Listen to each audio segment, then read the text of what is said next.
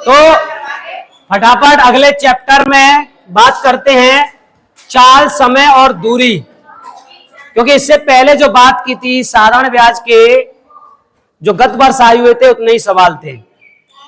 चाल, दूरी, समय, speed, time and distance, chapter by chapter आपके लगातार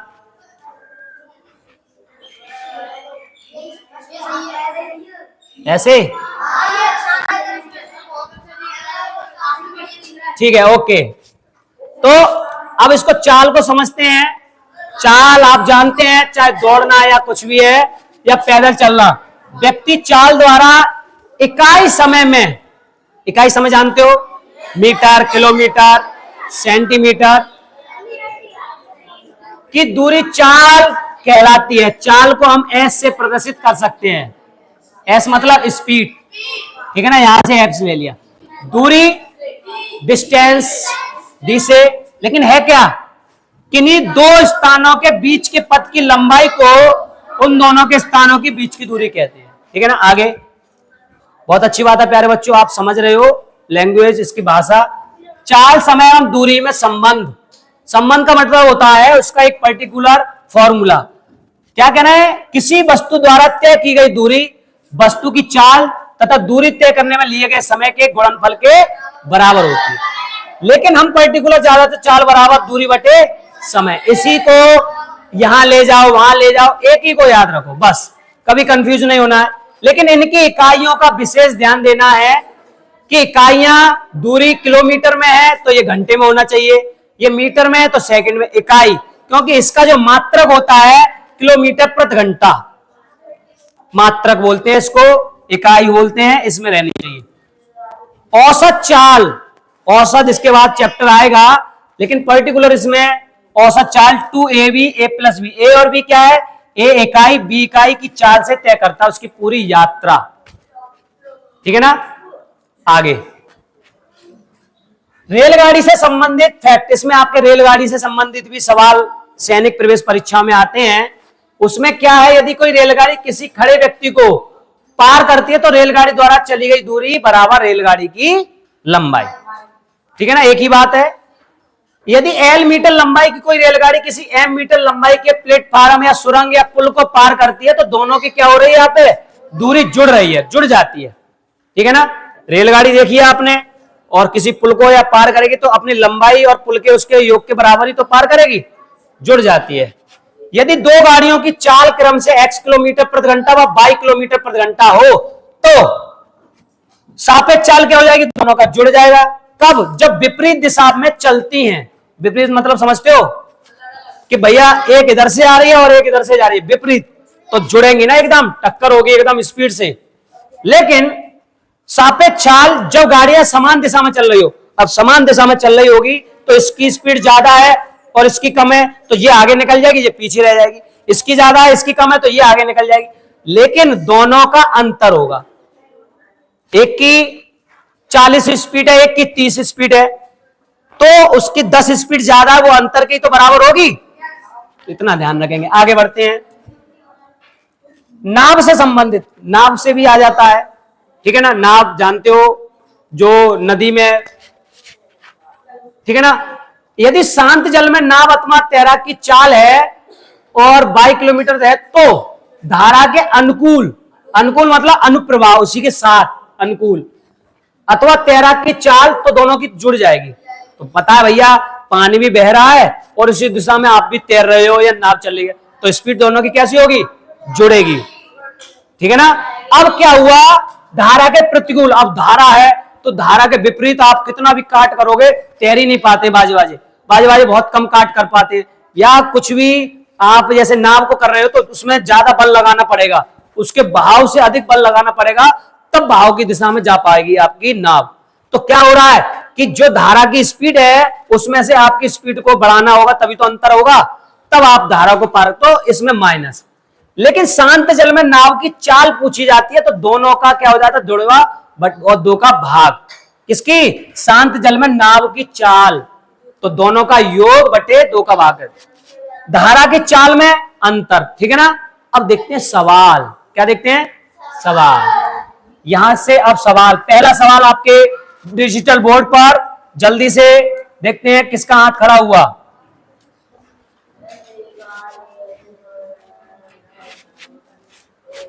यदि कार की गति 100 किलोमीटर प्रति घंटा, मतलब ये ऑलरेडी चाल है, घंटा 50 किलोमीटर, मतलब ये दूरी है, डिस्टेंस है, तो समान दूरी को तय करने में लगा समय, टाइम पूछा है, तो एक ही चीज है हमारे पास, s बराबर डिस्टेंस बटे टाइम। अब इसकी जगह स्पीड की जगह ये रख दो 100 किलोमीटर प्रति घंटा, और डिस्टेंस कितनी है 50, अरे सॉरी, ये डिस्टेंस नहीं है, 100 किलोमीटर घटा करके 50 किलोमीटर, चाल ही है, एक ही है, तो समान दूरी को तय करने में लगा समय।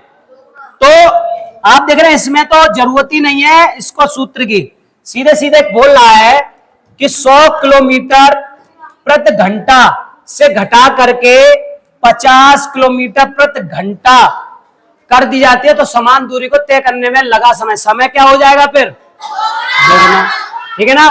तो समान रहेगा, दोगुना होगा, 50 मिनट कम लगेंगे, 50 मिनट बढ़ जाएंगे, तो दोगुना समय।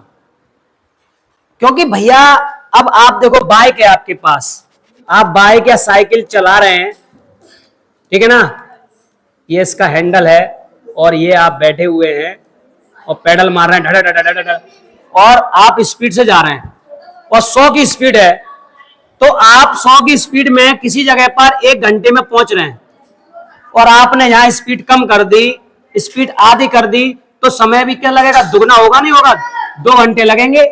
जब आप स्पीड कम कर रहे हैं, आधी कर रहे हैं, तो घंटा बढ़ जाएगा, ठीक है ना। ये तो ऐसे ही नॉर्मली आ गया, चलो, लेकिन इसमें भी बहुत से बच्चे चकरा जाते हैं और गलत हो सकता है। आगे का, एक रेलगाड़ी 98 किलोमीटर प्रति घंटे की गति से इतनी दूरी तय करता है, रेलगाड़ी द्वारा उस दूरी को तय करने में लगा समय। बहुत सिंपल, ये तो स्पीड बराबर और डिस्टेंस और टाइम।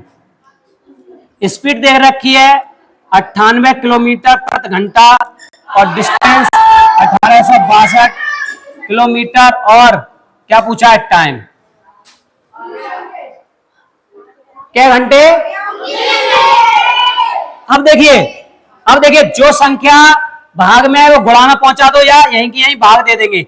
98 का आपने भाग दे दिया, कितनी बार गया 19, ये घंटा बचा इधर चला जाएगा, टाइम बराबर 19 घंटे। आप 98 का 98 एक बार जाएगा, जो शेषफल बचा 9 बार जाएगा, ठीक है। अगला, एक धावक मतलब समझते हो, जो दौड़ने वाले होते हैं, एक धावक 400 मीटर की रेस को 48 सेकंड में समाप्त करता है। यदि वह उसी ट्रैक पर समान चाल से 5 बार दौड़ा, तो उसे कुल कितने मिनट लगे, बताइए।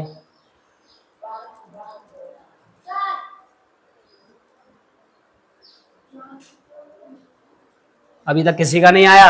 अरे बेटा, 400 मीटर की रेस, अब ये क्या है डिस्टेंस, और 48 सेकंड क्या है टाइम, समाप्त करता है रेस को 48 सेकंड में, तो उसकी चाल आप निकाल सकते हैं, स्पीड बराबर डिस्टेंस बटे टाइम। डिस्टेंस 400 मीटर और बटे डिस्टेंस मतलब 48 सेकंड, मीटर प्रति सेकंड इकाई सही है। वह उसी ट्रैक पर समान चाल से 5 बार दौड़ा, तो वैसे कुल कितने मिनट लगे, 5 बार दौड़ा।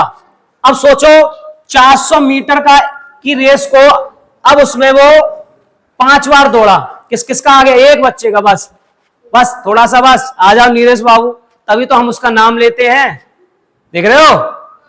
अब आप और सब शांत, क्या हुआ सचिन, बस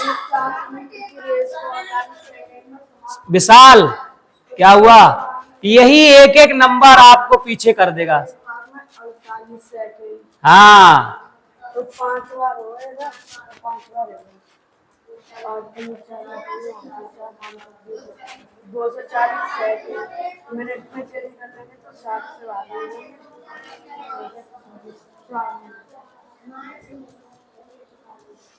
फिर तुमने हाथ क्यों नहीं किया? अब बाद में? अच्छा, तो फिर नहीं बताया? लो बता दिया, फिर तुम्हें ही बुलाते हम तो। चलो अच्छी बात है। क्या नाम है तुम्हारा? हाँ, बहुत अच्छी बच्चा, मेहनत कर रहे हैं। चलो अच्छी बात। देखो ऐसे ही एक क्वेश्चन आ जाता है जो आपको प्रवेश परीक्षा में जो आप बैठते हैं उससे आप अलग हो जाते हैं, एक नंबर से पीछे हो जाते हैं। तो ध्यान दीजिए, आगे समझ में, आगे बढ़े। एक आदमी यात्रा के पहले 160 किलोमीटर 64 किलोमीटर प्रति घंटे पर करता है, मतलब 160 किलोमीटर की दूरी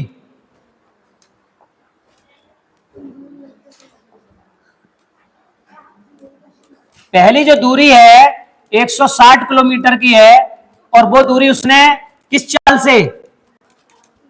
64 किलोमीटर प्रति घंटे से तय की, तथा अगले 160 किलोमीटर और अगली जो 160 किलोमीटर थी वो उसने 80 किलोमीटर प्रति घंटे से तय करता है। यात्रा के प्रथम 320 किलोमीटर की औसत, मतलब दोनों का औसत। अभी इससे पहले मैंने आपको सूत्र भी बताया था कि औसत चाल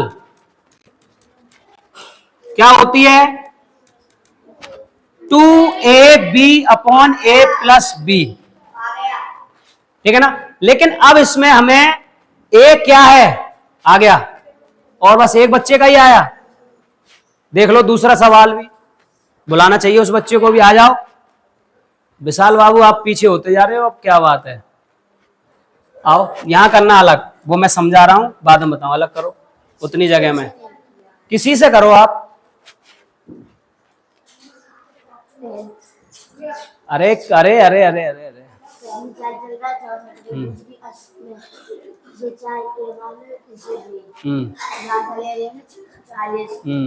ये 10 बार और ये 8 18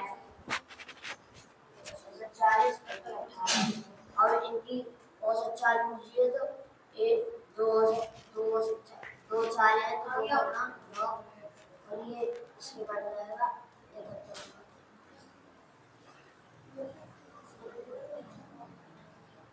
71। ठीक है ना। अगर हम औसत चाल में, जाओ बैठो, गुड, औसत चाल की बात करें तो फॉर्मूले से किसने कर लिया? बस दो बच्चों ने, तीन ने, विशाल ने भी कर लिया। आ जाओ विशाल।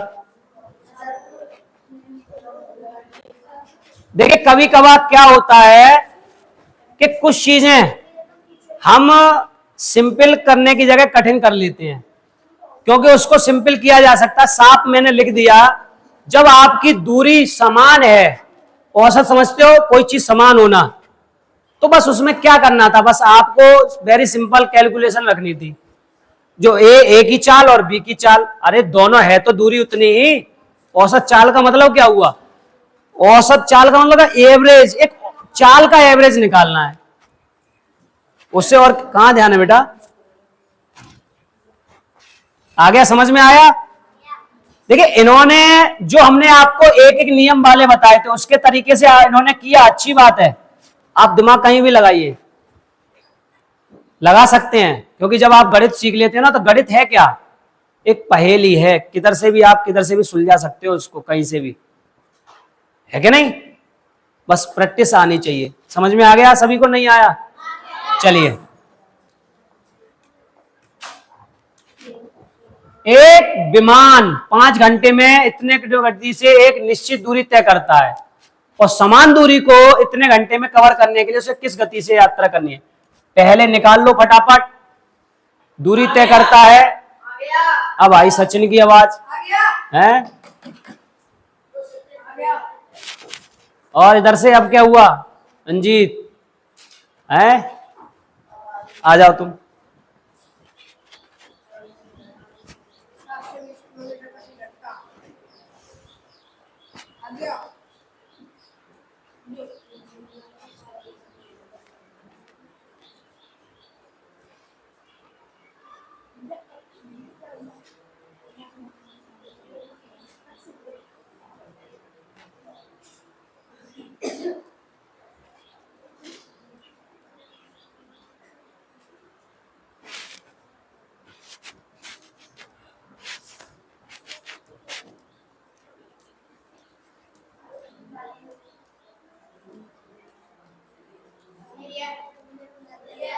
आ गया समझ में?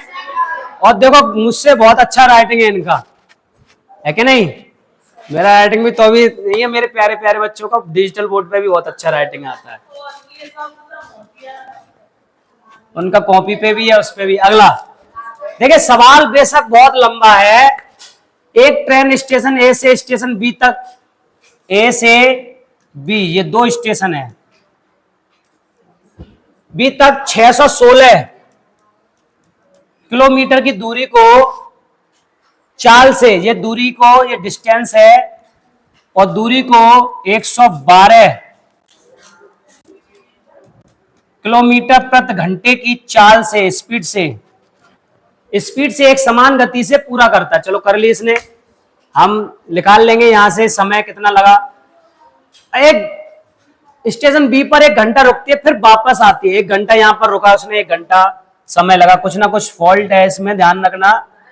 आती है, इस पूरी यात्रा को करने में उसे कितना समय लगता है, स्टेशन ए से स्टेशन बी तक और फिर वापस। किसका आ गया आंसर? बताओ वहीं से। 11 घंटे बता रहे हैं। और बताओ, बैठ जाओ, और बताओ। बेटा पीछे नहीं देखना है, कितना सिंपल कर दिया। यहां से कितना आया? 5 घंटे। सचिन बाबू अपना चेक करो। और विशाल कितना आया? सचिन का गलत हो गया। अब देखिए, यहां से हमने भाग दे दिया, और भाग देंगे तो क्या निकालेंगे? समय, टाइम। और एक ही सूत्र लगाना है आपको, कुछ नहीं लगाना है। जो सूत्र है, चाल बराबर दूरी बटे समय, एक ही सूत्र प्रयोग होना चाहिए। बस ये समय को यहां पहुंचा दो, चाल को यहां पे, तो टाइम और डिस्टेंस और स्पीड। चलिए अभी चेक करते हैं। अब डिस्टेंस क्या है? अरे हाँ ठीक है, अभी चेक कर लें। चलिए, तो डिस्टेंस हमारी कितनी है?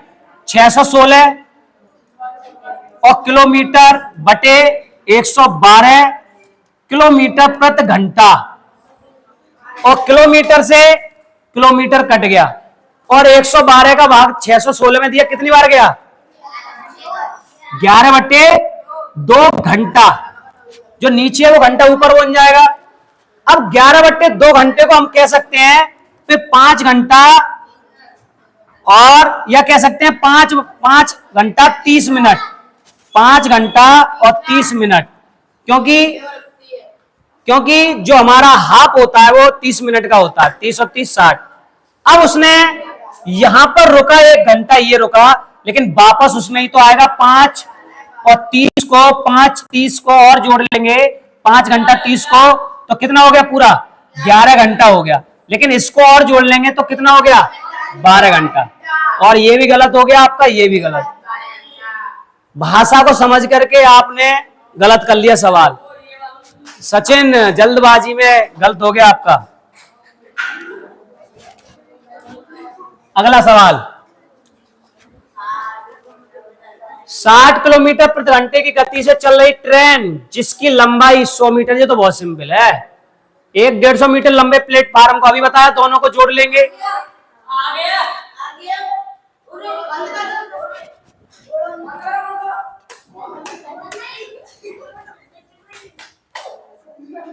क्या हो गया? हो क्या गया?